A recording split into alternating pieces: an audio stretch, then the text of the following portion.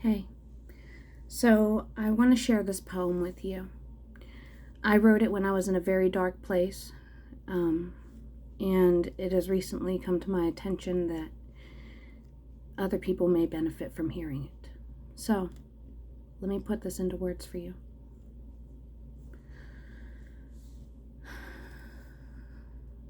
My pencil feels as though it's wrapped in barbed wire, and the lines of my notebook are razor blades. I'm feeling the hands of my depression run down my back like an unwanted massage from some creep at the bar. My depression doesn't have a face or a real form, but he's real, and he intends real harm.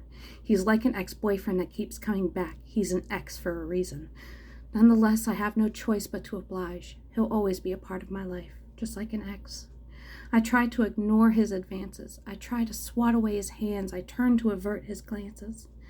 Nonetheless, he has no form, and no matter where I turn, he's reaching for my face. He moves forward for an embrace, and because I'm tired of fighting him, he succeeds.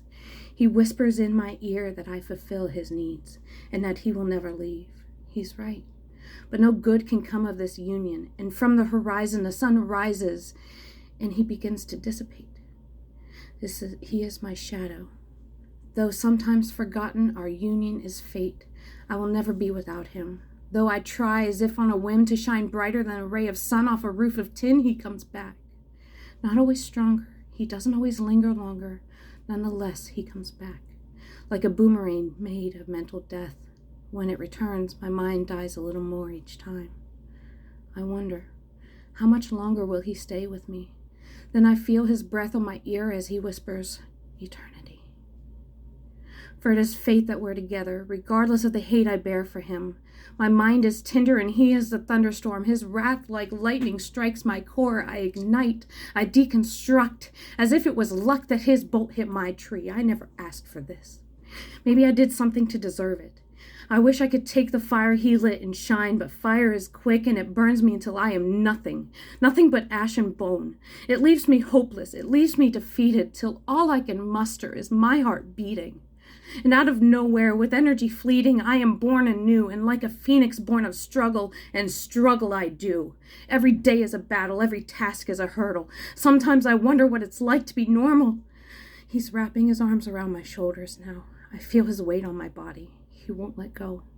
Just a little while longer, he pleads, as my knees tremble under his weight. Just a little while longer, and I'm not sure I can bear it anymore. The stronger his embrace becomes, the less I do than before. You could say his presence is merely to debilitate, because it is fate that we're together. Together. Forever. Never parting. He has no form, but his presence is felt. Like the parishioner at the altar knelt, you don't have to see it to know it's real. Depression is a disorder of how you feel, or so they say. Nonetheless, I can assuredly tell you it is an illness of the way your minds work, like when you order spaghetti and they don't give you a fork, you know it should be there. Everyone else is enjoying their meal, but you, how would that make you feel? Hungry? I'm starving for a cure that will one day rid me of his grip and leave me pure. I'm starving for happiness that outside factors cannot fix. I have a good life. I have no reason to fret.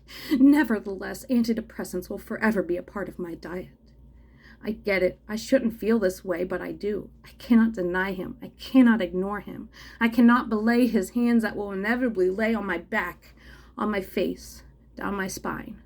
None the lesser I will ever tell the onlookers I'm fine. Because I have to.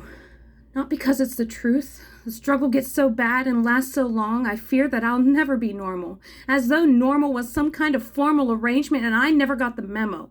I know in my depression I am not alone, but half the time I just come home and lay in bed and let my mind fill with dread of all the things I have to do. And they may not seem like much to you, but to me it is pure agony. Everything hurts. Thinking hurts. Moving hurts. My pencil feels as though it's wrapped in barbed wire, and the lines of my notebook are razor blades. And all I ask of you is to know that you forgave me for my illness. You know I didn't ask for that.